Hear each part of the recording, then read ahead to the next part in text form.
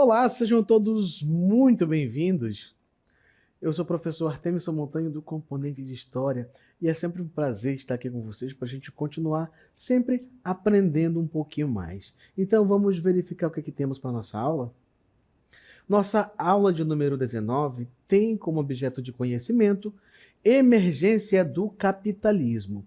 E no nosso detalhamento nós vamos verificar especificamente conceito de capitalismo e suas fases. Então, vamos à nossa aula.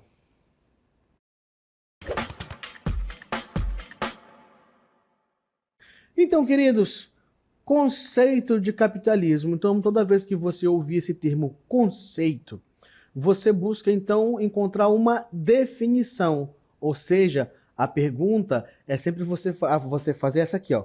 O que é tal coisa? O conceito é você dizer o que é essa tal coisa. Então, o que é capitalismo? Então, nós definimos o conceito de capitalismo, nós dizemos o que ele é.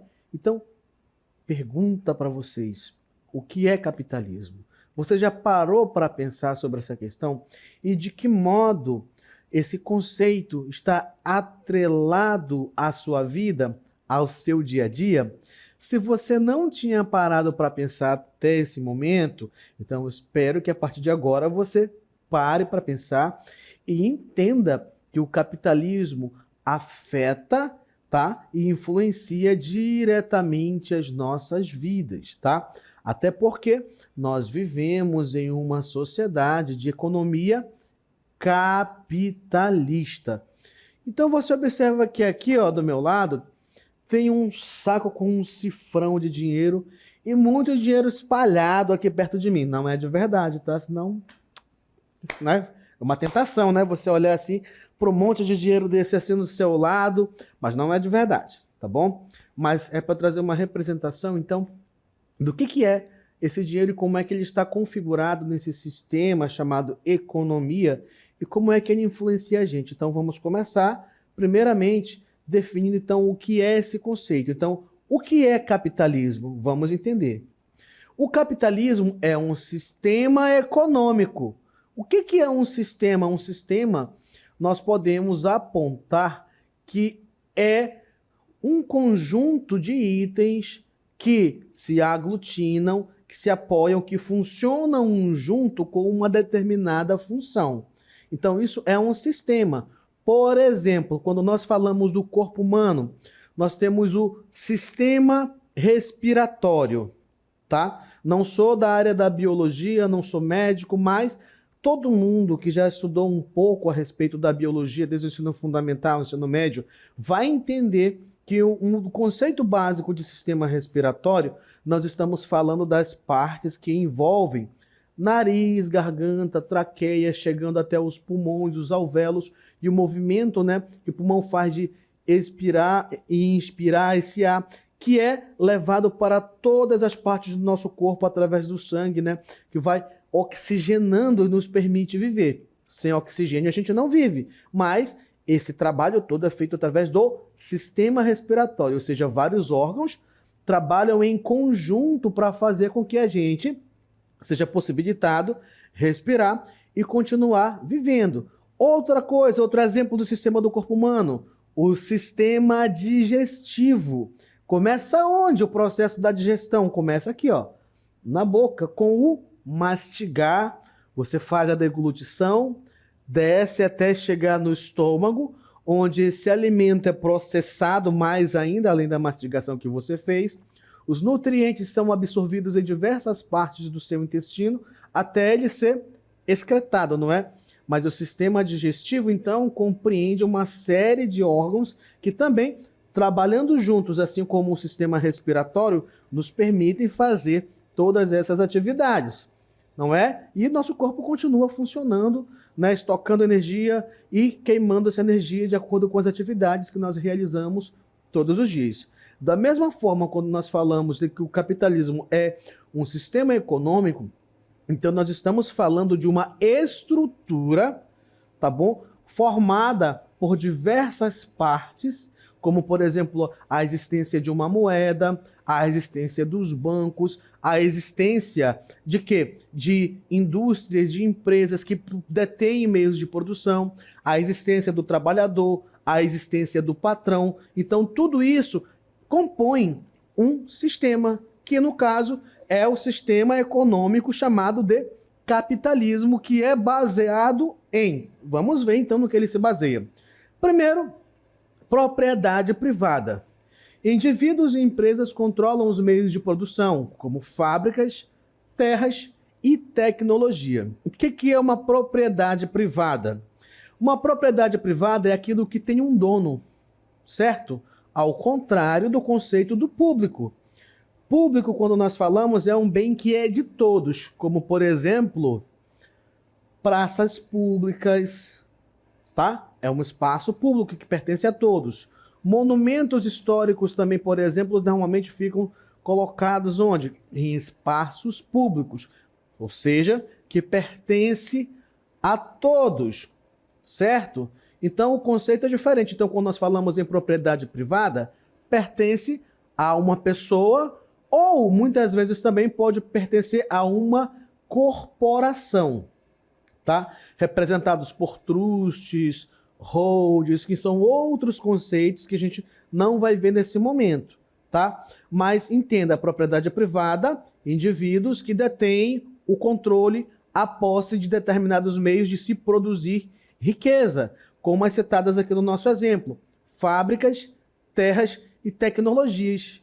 Como assim, professor? As fábricas vão pegar uma matéria-prima e vão beneficiar essa matéria-prima para transformar em um outro produto que vai ser comercializado, seja para o seu público final ou para uma outra empresa que vai pegar esse material que foi produzido por uma outra fábrica, vai se levar para uma outra fábrica que vai juntar ela com outros determinados peças para formar um produto final que vai ser comercializado por um valor bem maior. Nas terras também, por exemplo, os latifúndios que nós já vimos em uma outra aula falando sobre essa questão que o latifúndio normalmente é uma extensão de terra grande que pertence a um único dono, ou também pode pertencer a uma família ou a um grupo de empresários, né? Mas nós falamos em poucas pessoas que detêm a posse desses bens, certo? Então, por isso ela é privada, ela não é pública, ela tem um dono específico que pode ser de uma dessas formas, e essas terras podem produzir, tá, produtos no campo ali, através da agricultura, para ser exportado de modo mais geral. Ou seja, através daquele conceito que você já conhece do plantation. E claro que a tecnologia também, as patentes de produtos que todos os dias surgem, né? De chips mais avançados, de câmeras com uma maior definição, né? Aparelhos que se conectam diretamente com o satélite. Então, essas tecnologias, da mesma forma que elas surgem para beneficiar a vida do homem, mas elas também têm uma patente de quem as criou, de quem as produziu. Não necessariamente do trabalhador, mas da empresa, para quem aquele trabalhador que desenvolveu aquela tecnologia faz parte, para quem ele é subordinado como um empregado, tá bom? Então, a propriedade privada, olha, indivíduos e empresas controlam os meios de produção, que podem ser um desses meios aqui, fábricas, terras e tecnologia. Então, uma das bases do sistema econômico chamado capitalismo é a propriedade privada. Tem mais? Sim, tem. Vamos lá ver com uma outra dessas bases. Uma outra base é o lucro. Até porque, se eu sou dono de um desses meios de produção, por exemplo, de uma fábrica, e eu tenho os trabalhadores para produzir para mim, digamos assim, digamos que eu sou dono de uma fábrica de bicicleta, e eu contrato pessoas para trabalhar na linha de produção para mim, vendendo, montando, fabricando essas bicicletas, eu vou pegar essas bicicletas e vou vender a preço de custo. O que é o preço de custo? Seria que eu venda ao mesmo valor que eu gastei para produzir esse bem. Não, claro que não vai ser. Porque o objetivo principal, um dos meus objetivos principais do capitalismo é o lucro. Ou seja, se eu gastei, vou chutar. Tá? Um exemplo aqui bem simplificado.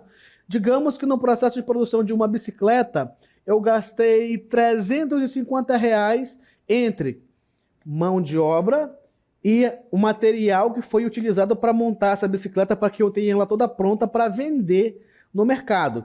Se eu gastei R$ 350 e se eu vendo essa bicicleta a 600, 700, 900, até mil e poucos reais, dependendo do modelo, do conforto que ela oferece, da tecnologia que foi empregada nessa bicicleta, então a diferença entre o custo que eu tenho para produzir esse bem, tá? E quanto eu vendo, a diferença entre o valor final que eu recebo ao vender aquele produto e o que eu gastei é o meu lucro, certo? Claro que outras coisas ainda têm que ser deduzidas daí, que a gente não vai fazer essa matemática financeira agora, porque não é o momento, porque além do custo de produção, né, você vai envolver algumas outras continhas que serão necessárias, mas a gente não vai fazer isso. Só quero te dar um exemplo fácil de entender para você começar a abrir os olhos para entender o que é o sistema capitalista, ou seja, propriedade privada e lucro, porque ninguém vai simplesmente montar uma indústria, uma fábrica, alguma coisa para não obter lucro,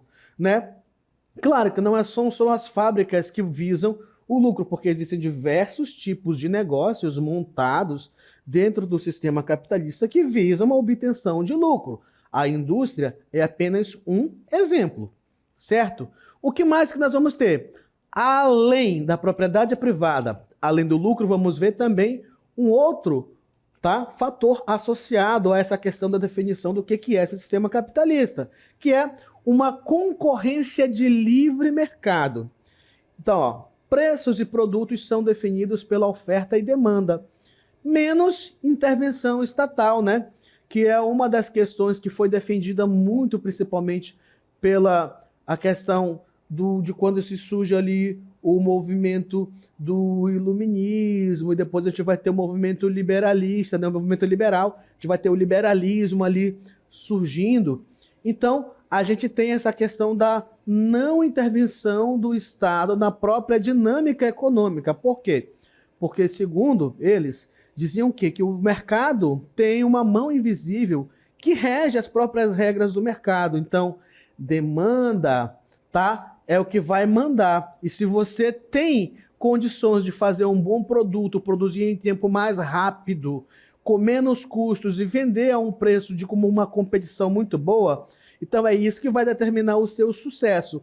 E de modo que o Estado não ofereça nenhum tipo de intervenção. Deixa que o mercado e quem está concorrendo nesse mercado concorra de maneira livre, de acordo com as armas que tem, que garanta seu sucesso ou não, tá bom? Então esse mercado tem que ser livre, uma livre concorrência de todo mundo possa competir em pé de igualdade? Aí eu já não sei. Além disso, desses fatores que a gente já citou até agora, também compõe esse sistema o trabalho assalariado. Por quê? Porque isso foi importantíssimo para o surgimento do capitalismo. Quando você pensa, por exemplo, que antes da existência do comércio entre os homens, você tinha um sistema de trocas, que nós vamos chamar até de escambo, né? Troca de produto por produto.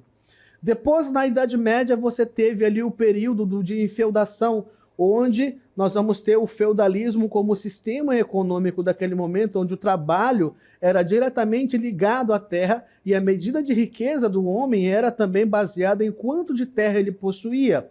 E a forma mais comum de relação de trabalho era o trabalho servil, através das relações de juramento de fidelidade, de proteção mútua entre o senhor e o servo, que aquele servo ficava preso, então, ali às suas obrigações de servo de trabalhar na terra e não sair daquela terra sem autorização do seu senhor, mas não existia ali um pagamento por esse serviço, mas apenas tributos, taxas que eram pagas por esse servo que trabalhava na terra do seu senhor e lhe pagava com o produto que ele produzia dessa terra. Então não havia a questão monetária de pagamento em ouro, em prata ou moeda de qualquer tipo, tá?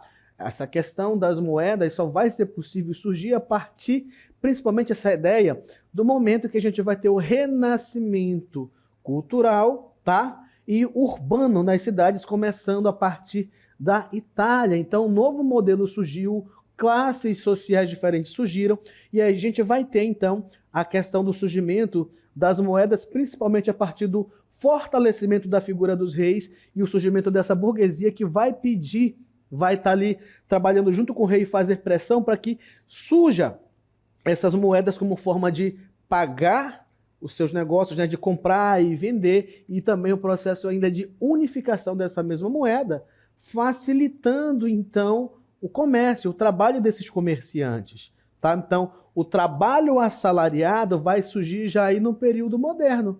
Então, a partir daí a gente tem uma mudança na estrutura do trabalho. Então, novas relações de trabalho vão surgir, e isso vai se ampliar muito mais a partir do processo da Revolução Industrial, tá bom? Que a gente vai falar daqui a pouquinho, dar uma pincelada nessa questão. Então, o trabalho assalariado, pessoas vendem sua força de trabalho em troca de salário. O que é vender essa força de trabalho?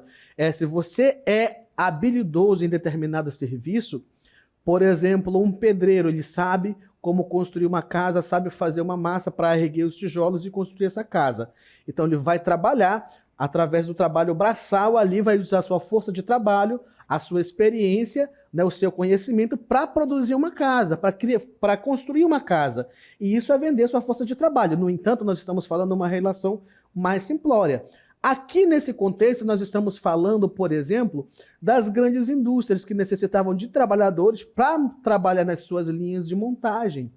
Então, para produzir um produto final que vai ser comercializado, se precisava desses trabalhadores apertando parafusos, juntando peças e fazendo o que era necessário. E em troca disso, eles recebem um salário. Então, isso é vender a sua força de trabalho, é você trabalhar empregado ou mesmo fazendo uma diária, e em troca do seu serviço você recebe um salário. Mas vamos falar também então um pouco sobre a origem desse modelo capitalista. Vamos lá? Primeiro, a gente já está sabendo, vocês estão espertos, estão sabendo então que esse sistema, tá, do modelo capitalista substituiu o modelo feudal que eu citei para vocês agora há pouco, que era o modelo feudal, era uma economia agrária e de subsistência, não é? Já o modelo capitalista, não. Ele tem diversas outras dinâmicas. E isso também, como também citei para vocês, foi possibilitado por conta da ascensão da burguesia. Inicialmente, o burguês era aquele que morava nas encostas dos burgos, que eram aqueles muros que cercavam aquelas propriedades dos senhores chamadas feudos, não é? Mas, com o processo de renascimento comercial urbano, a burguesia, então, esse termo passou a ser atribuído a uma classe de comerciantes que ascendeu, tá, economicamente, não socialmente, porque ainda essa questão das barreiras sociais de onde você nasceu ainda estavam muito presentes. Mas eles eram pessoas ricas e que tinham, sim, uma grande influência política e econômica já, tá bom? E esses burgueses passam, então, a possuir muito dinheiro e poder. E é aí, então, que eu disse para vocês que eles vão estar juntos aos reis, por exemplo, financiando as grandes navegações. Eles investem muito dinheiro, tá bom? E em troca disso, eles querem também o apoio do rei, tá? Para facilitar os seus negócios, sejam ultramarinos ou por terra. E aqui, rapidamente, nós vamos falar um pouco sobre essas fases do capitalismo, tá bom? Então, nós temos aqui uma lista de algumas dessas fases, que a gente vai pontuar como sendo as que mais se destacam aqui, ó. Um capitalismo comercial, de início das grandes navegações. O 2, capitalismo industrial, com a questão da Revolução Industrial. 3, capitalismo financeiro, bancos e instituições financeiras. E 4, capitalismo informacional, que é o processo da tal globalização, tá? Então vamos falar primeiro aqui sobre nessas fases, sobre o capitalismo comercial. Então, olha aqui, ó, fase inicial do capitalismo, o período, grandes navegações e uso do mercantilismo e metalismo. O que isso quer dizer?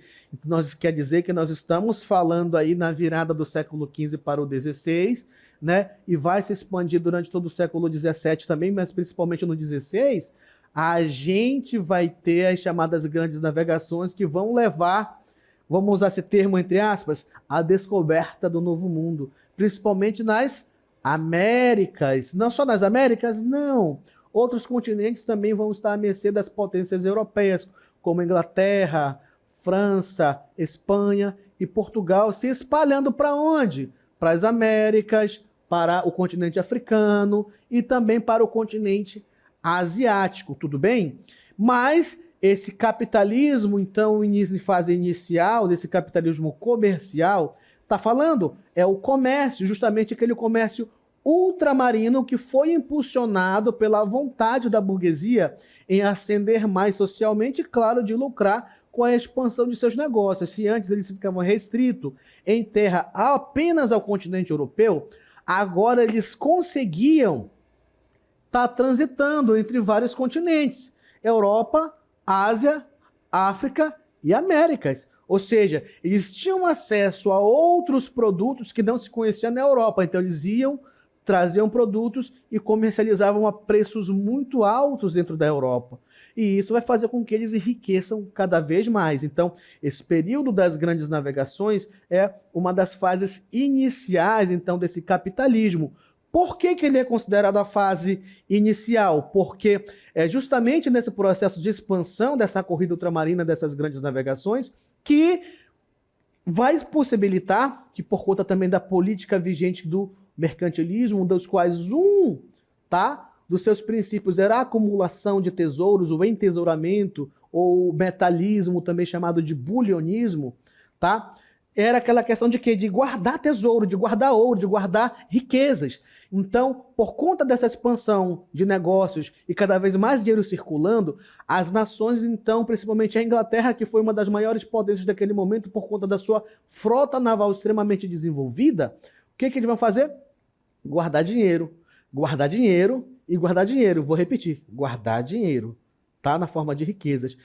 Tem que lembrar que grande parte do ouro, mais ou menos 70% do ouro que foi extraído, inclusive, do Brasil nesse período, foi parar nos cofres reais da Inglaterra. E é todo esse ouro, essas riquezas acumuladas, que vão garantir a base de financiamento, tá? A riqueza que vai financiar o processo de industrialização da Inglaterra, permitindo que, de fato, esse capitalismo se cristalize, que ele surja com força. Então, por isso que a gente está apontando aqui para vocês, que o capitalismo comercial, ou seja, as grandes navegações, são a base, é o início do que vai permitir que, de fato, esse capitalismo se enraize e se expanda para o mundo. Certinho? Então, vamos lá. Outra fase do capitalismo agora é o capitalismo industrial. Uma vez que no capitalismo comercial a gente garantiu os fundos para financiar o surgimento dessas fábricas, não é apenas necessário esse dinheiro, tá bom? A Inglaterra tinha um ponto geográfico ali muito importante, também era rica em minas de ferro e de carvão que possibilitaram isso, tá? Mas é justamente nesse momento do capitalismo industrial que aquelas relações, principalmente entre patrões e empregados do trabalho assalariado, vai se desenvolver com mais força. Então, aqui nesse capitalismo industrial, nós temos as seguintes características. Inicia com a Revolução Industrial, aí já de meados do século XVIII em diante, onde nós vamos sair do trabalho da manufatura, aquele que era feito exclusivamente com as mãos, para o processo de trabalho da maquinofatura, onde a força do homem movimenta as máquinas para início de conversa, e depois, claro, a gente vai ter uma industrialização já, onde a força motriz vai ser, por exemplo, a vapor, né, de se esquentar a água que entra em ebulição, alta temperatura, acaba gerando força motriz. Para quê? Para se movimentar as máquinas, e depois esse desenvolvimento continua com a descoberta de combustíveis fósseis, como o petróleo, depois a eletricidade, etc., que a gente utiliza até os dias de hoje, não é? Mas é justamente nesse processo de substituição do tipo de tecnologia que o homem usa na sua produção industrial, que é chamada de Revolução Industrial. Então ela inicia com Revolução Industrial. Nós vamos ter um acúmulo maior desse capital através das relações de trabalho que são exercidas, onde eu, como dono dos meios de produção, vou oferecer um baixo salário para o meu empregado em troca do trabalho dele, que não tem opção além de aceitar para não morrer de fome e ter onde morar com a família deles. Certo? E é por isso também que a gente vai ver nesse momento um grande movimento de pessoas saindo do campo para as cidades e futuramente surgindo as chamadas cidades industriais, principalmente na Inglaterra nesse momento. Então nós vamos ter acúmulo de capital, desenvolve atividades industriais, uso de mão de obra assalariada, tá? A gente já sabe que é diferente do período feudal, onde era a relação de servidão, e agora aqui você trabalha e recebe um pagamento. E a maximização dos lucros, porque agora com as máquinas é mais fácil e mais rápido se produzir em maior quantidade para se vender mais, certo? Uma outra fase também desse capitalismo que a gente vai comentar aqui rapidamente é a fase, tá, do ponto 3 que a gente vai ver, que é o capitalismo financeiro. Vamos lá então, o capitalismo financeiro. Aqui, ó. Capitalismo financeiro. Período pós Primeira Guerra Mundial, de 1914 a 1918. Desenvolvimento do setor financeiro, concentrado em bancos e instituições financeiras. Você já viu, eu tenho certeza, numa novela, num filme, em algum comercial, numa série, até num dorama, se você já viu, de pessoas que trabalham na Bolsa de Valores, que o pessoal fica com o papel gritando, compra aquela empresa, seja aquela empresa, não, caiu, vende, não, vai falir. Então, se você lembrou dessa cena, é mais ou menos isso que a gente está querendo falar sobre essa questão do capitalismo financeiro. Por quê? As bolsas de valores são uma medida para se saber como está a economia de um determinado país, não é? Mas, especificamente, quando nós falamos em instituições financeiras nesse momento, nós não só falamos da questão da bolsa de valores, como também de instituições que vivem do crédito que você pega, como por exemplo os bancos, como as taxas de juro que você paga e também das cobranças de serviços que você paga por executar um saque, uma transferência e tudo mais. E que também as pessoas investem colocando ali suas poupanças e outras coisas também, tá? Então, quando nós falamos em capitalismo financeiro, estamos falando principalmente dessas instituições que trabalham com o dinheiro de outras pessoas e reinvestem para obter seus lucros, ou seja, os bancos. Mas lembra que hoje, por exemplo, para além desses bancos físicos, nós também temos os chamados bancos digitais que estão muito em alta, não é? Outra fase desse capitalismo que a gente vai falar aqui rapidamente é o capitalismo informacional, ou seja, já ouviu aquela frase, conhecimento é poder? É mais ou menos por aí que a gente está falando. Se você observar a nossa imagem, você está cheio de meios de você reter e de transmitir informações, não é? Telefones, notebooks, tablets, agendas, de vários modelos e tamanhos ao longo dos séculos aqui o homem foi desenvolvendo, garantindo que essa informação não seja repassada ou que ela seja retida. Então vamos ver algumas características.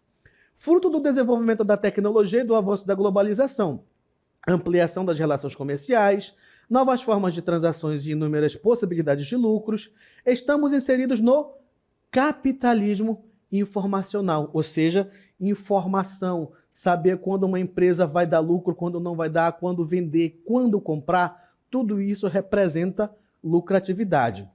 Mas vamos falar então sobre algumas vantagens que o capitalismo trouxe para a gente. Aqui, ó. Uma das vantagens que nós podemos citar, sim, né? Nem tudo é ruim, nem tudo é tão bom, depende do ponto de vista que você analisa essa coisa. Então, olha só, liberdade econômica, inovação tecnológica, porque isso gera uma corrida por quem mais consegue se desenvolver. Então, quem mais tem tecnologia está assumindo a frente de um momento histórico. O que mais nós vamos ter? Ampla concorrência entre as empresas, comércio competitivo e modernização econômica. Mas será que só são vantagens? Será que o capitalismo tem alguma desvantagem? Vamos verificar aqui ó, essa cena de contraste, onde a gente tem um pai e um filho numa situação de pobreza, morando numa favela, mas quando eles olham de cima do morro sobre a favela, do outro lado, você vê o quê? Grandes prédios com desenvolvimento de condomínios, ou também podem ser empresas situadas nesses prédios. Então você tem um contraste de pobreza e riqueza. Então vamos ver desvantagens do capitalismo. Desigualdade social, donos dos meios de produção e trabalhadores assalariados, tá? Quem tem os meios de produção tem mais dinheiro, quem não tem é mais pobre, né? Tem menos condições. Suscetível a crises econômicas e políticas e concentração desproporcional de poder econômico? Aí fica para você, de acordo com o seu entendimento, dizer o que é melhor, as vantagens ou as desvantagens que estão inseridas no meio econômico, no meio de produção e econômico que você vive, que hoje é o capitalismo. Fica por você tirar suas próprias conclusões. Certinho? Eu quero agradecer a atenção de vocês. Essa foi a nossa aula.